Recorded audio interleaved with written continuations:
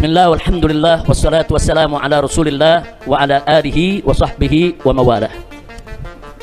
Ahiba'il kiram, segala puja dan puji kita panjatkan bagi Allah Jalla Jalaluh, yang pada kesempatan pagi hari ini alhamdulillah dengan izinnya, rahmat dan ridhanya kita semua bisa dipertemukan di tempat ini. Mudah-mudahan pertemuan kita ini menjadi satu awal yang baik dan menjadi penyebab turunnya rahmat dan barakah. Amin ya rabbal alamin. Nah, pada kesempatan ini saya ingin menyampaikan beberapa hal yang saya pandang cukup perlu untuk disampaikan berkenaan dengan pembebasan bersyarat yang saya peroleh pada kesempatan hari ini. Jadi yang pertama ingin saya sampaikan adalah apresiasi dan penghargaan, rasa terima kasih yang tinggi kepada istri saya tercinta Asy-Syarifah Fadlun binti Fadil bin Hasan Ibnul Habib Al-Mufti Utsman bin Yahya, yang mana beliau dengan segenap 7 putri saya selama ini dengan setia mengikuti dari mulai awal pemeriksaan sampai persidangan, sampai juga kepada penahanan, dan kemudian rutin pembesukan, kemudian rutin terus memberikan semangat, dan pada akhirnya juga harus keluarga juga yang harus memberikan jaminan untuk pembebasan bersyarat. Jadi ini sengaja saya garis bawahi, pembebasan bersyarat saya bukan pemberian partai politik, bukan pemberian pejabat, bukan pemberian kekuasaan, bukan. Tapi ini merupakan satu proses hukum yang nanti akan dijelaskan oleh para pengacara saya, dan yang memberikan jaminan adalah istri saya tercinta Syarifah Fadlun binti Fadil bin Utsman bin Yahya.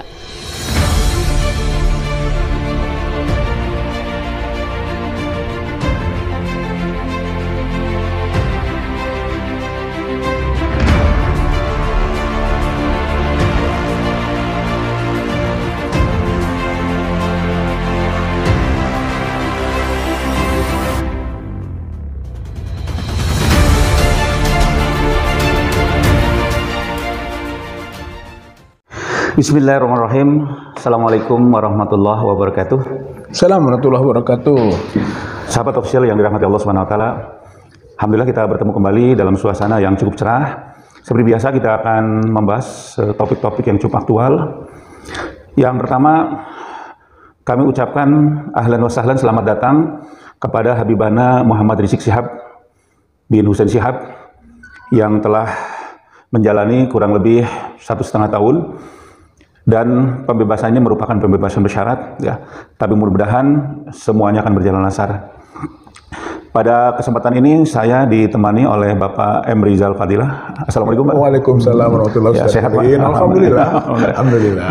Baik, Pak, untuk mengawali pembicaraan ini, ya, kita mungkin akan mulai dengan kehadiran ataupun kepulangan Bapak Habib Rizik Syihab, Pak. Ya, itu sebagai imam kita, sebagai ulama panutan, ya, tentu saja kita sangat berbahagia. Pertanyaan pertama mungkin, Pak, secara hukum, Pak, secara hukum memang Pak Rizik Syihab itu memang sudah waktunya keluar, Pak. Gitu. Ya. Memang sudah menurut aturan hukumnya sudah harus keluar. Dalam pengertian bebas bersyarat itu, karena 2/3 dari masa penahanan itu, ya, yang divonis ditetapkan sudah dijalani. Ya. Walaupun di situ ada remisi-remisi gitu kan, sehingga 2/3 dijalankan, ya, sudah boleh bebas bersyarat. Jadi itu normal. Itu proses normal, bukan proses yang khusus. Iya. Bukan karena intervensi, bukan karena intervensi. Ya, itu memang haknya. Itu haknya Habib Rizik Syihab. Ya, walaupun hak lebih dalamnya tidak patut dihukum. Itu hak lebih jauhnya, karena itu adalah buatan lah, ya. Kita tahulah kasus politik, itu bukan kasus hukum. Itu kasus politik. Tapi ya begitulah gitu kan, akhirnya dijalankan 2/3-nya, ya alhamdulillah lah sekarang sudah boleh disebut dengan bebas bersyarat. Betul. Sebenarnya kita berharap mudah-mudahan Habib Rizik ini tidak kembali lagi, Pak, ke penjara gitu, ya. Tapi wallahu alam, kadang-kadang seperti kasus Habib Bahar, Pak, ya, itu kan seperti yang dicari-cari gitu, ya. Jadi ada saja orang yang melaporkan dan langsung diproses oleh polisi, dan itu yang sebenarnya mungkin sebenarnya tidak begitu berat, tadi menjadi berat seperti itu. Ya. Kemungkinan gimana Pak? Mudah-mudahan menurut Bapak. Ya, kita punya harapan lah ya, itu kan mudah-mudahan tidak dimainkan lagi ya gitu, karena seperti yang saya sampaikan tadi, sebetulnya baik kasus Petamburan maupun kasus Megamendung itu tidak layak gitu mendapat sanksi yang begitu berat lah ya, ada 8 bulan, ada akhirnya jadi 2 tahun juga yang dari 4 tahun begitu kan putusan itu, saya kira itu juga berlebihan gitu ya. Tapi ya dijalankanlah sebagai risiko perjuangan yang dijalankan oleh Habib Rizik Syihab, dan harapannya mudah-mudahan tidak diproses lagi yang lain-lain gitu ya, karena itu selesailah nanti masa sepertiganya itu gitu kan. Walaupun beliau adalah tokoh dakwah ya, tokoh umat yang pasti juga tidak mudah menyerah gitu ya untuk sekedar tidak dibolehkan untuk melakukan tugas-tugas hak-hak sebagai warga negara. Gitu. Itu akan dijalankan. Bahwa risiko ya selalu ada. Saya kira beliau adalah pemimpin. Betul. Pemimpin itu kan. Risiko perjuangan. Mau dimainkan, mau direkayasa, ya itu risiko. Gitu. Pak, ini kalau kita sedikit kembali ke belakang ya, tentang alasan-alasan pihak yang berwenang itu menahan. Itu sebenarnya memang sudah cukup layak atau seperti direkayasa, dibuat-buat? Ya, kalau saya yakin itu rekayasa gitu ya, itu tidak murni kasus hukum gitu ya, itu adalah kasus politik dengan menggunakan hukum gitu ya. Yang kasus Megamendung ya, yang perayaan pernikahannya itu kan Megamendung. Yang pernikahan itu di Petamburan, Pak? Petamburan ya. Yang di Petamburan, pernikahan itu kan juga soal kerumunan. Faktanya juga kerumunan terjadi pada banyak pejabat, ya, termasuk juga Pak Jokowinya sendiri kan. Gitu. Dan sebenarnya prosesnya sudah dilakukan, Pak, termasuk ada tim yang mengawas, termasuk juga yang menghubungi pihak yang berwenang, sebenarnya itu sudah tapi tetap saja gitu ya. Tetap saja gitu. Terus juga yang rumah sakit Umi ya, gitu kan disebut menyiarkan berita bohong dan sebagainya. Saya kira juga secara objektif tidak terjadi itu kan, itu proses kesehatan yang biasa, yang normal gitu ya. Seseorang yang belum tahu bahwa dirinya sehat tidak sehat, ya dia mengatakan saya tidak sehat atau saya sehat gitu, karena belum tahu misalnya gitu kan. Hak-hak yang bersifat privasi juga kan bisa saja banyak orang malah yang juga sudah terkena sakit dia tidak berbicara pada orang lain gitu ya, termasuk yang COVID, mungkin banyak pejabat juga yang menderita COVID nggak ribut gitu kan. Jadi nggak memvonis seperti itu sebetulnya berlebihan. Pak, gini, kalau kita lihat sebenarnya Habib Rizik itu menurut pengamatan saya itu orang yang taat, Pak. Orang yang sebenarnya kooperatif dengan pemerintah, termasuk juga orang yang sebenarnya Pancasilais, Pak, gitu. Tapi di sini sepertinya Habib Rizik itu menjadi sasaran tembak. Ya. Barangkali Pak ada mungkin ketakutan apa rezim ini kepada Habib Rizik, Pak, di belakang itu, Pak? Mungkin ya faktor pengaruh, mungkin ya pengaruh besar kepada umat gitu kan. Punya kemampuan menggerakkan jumlah orang yang banyak seperti kasus di 212 itu juga tidak bisa dilepaskan dari peran Habib Rizik kan gitu, punya kapasitas kemampuan. Akhirnya mungkin pemerintah melihat berbahaya gitu ya, dikualifikasi oposan gitu, karena memang beliau kritis sebagai wujud dari prinsip dakwah, nahi mungkar gitu ya. Kalau kemungkaran itu harus disampaikan gitu kan untuk kebaikan bersama. Nah itu tadi kebaikan bersamanya itu dalam tatanan hukum gitu kan, seperti yang tadi apa ada nuansa makar, nggak ada gitu kan. Semuanya berbasis ideologi, apalagi juga basis pemahaman mengenai Pancasilanya kuat sekali gitu ya. Justru dia tesisnya tentang Pancasila. Jadi tidak pas kalau menohok ke sana. Hanya sikap kritisnya saja gitu kan yang ditanggapi secara negatif gitu ya, padahal semestinya tidak gitu. Ini dikualifikasi oposan, lalu kesalahan-kesalahan dicari gitu kan. Akhirnya dibawa ke ranah hukum. Yang terjadi itu, kalau menurut saya itu kezaliman hukum. Kezaliman ini, Pak. Kezaliman hukum. Artinya hukum digunakan untuk perbuatan zalim, untuk kepentingan politik. Iya. Gitu. Jadi Pak, kalau kita bandingkan ya Pak, kalau kita bandingkan dengan kasus-kasus yang sama, sebenarnya kan banyak dari pihak rezim ini yang sering mengadakan kerumunan-kerumunan ya. Itu termasuk Jokowi sendiri. Tapi yang herannya mereka ini tidak pernah diproses. Jadi ini tampak sekali ini rada ke politik gitu ya. Ya itulah. Jadi equality before the law nggak jalan, gitu ya. Kesamaan kedudukan di depan hukum, itu kan siapapun harusnya itu tidak berjalan, gitu di negeri ini sekarang ini dalam rezim ini, gitu. Sehingga seperti kasus yang disebut oleh Ustadz Solihin tadi, gitu kan, bahwa kalau Pak Jokowi bikin kerumunan, gitu kan, termasuk ada yang mengadakan hajatan juga.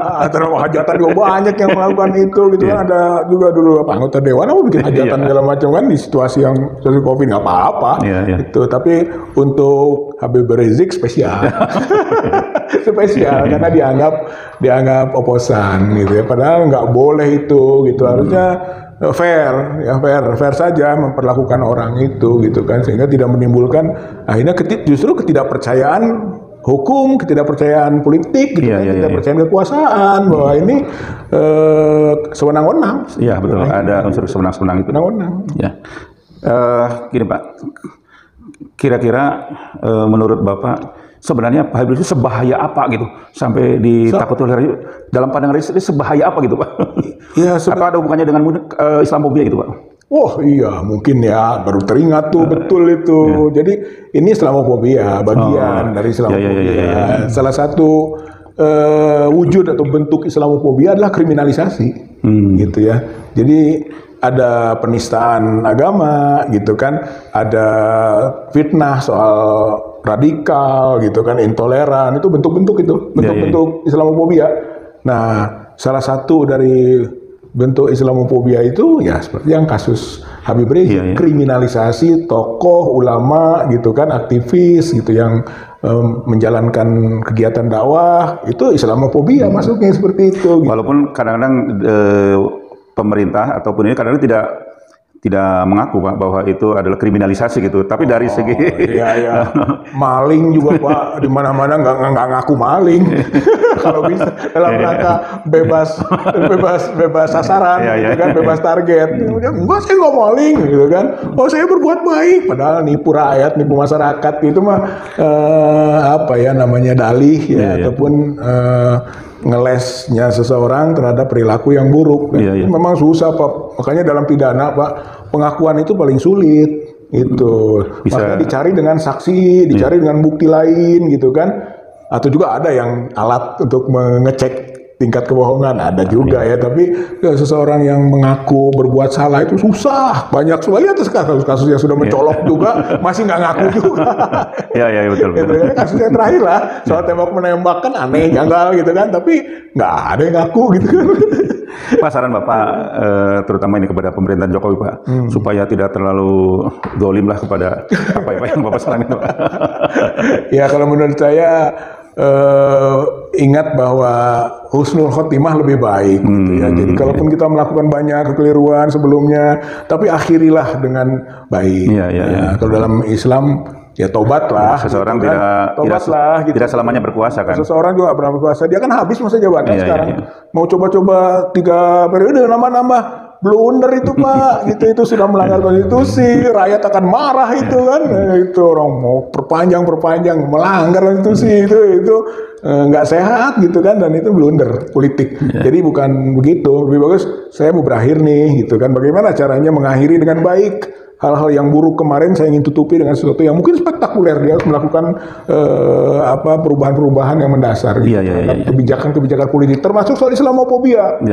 Rezim Jokowi ini dicap Islamophobia, gitu kan, untuk dia menunjukkan kebaikannya, gitu kan, di akhir masa jabatan, bikin dong undang-undang anti Islamophobia. Inisiatifnya Jokowi. Oh, hebat itu Pak, hebat.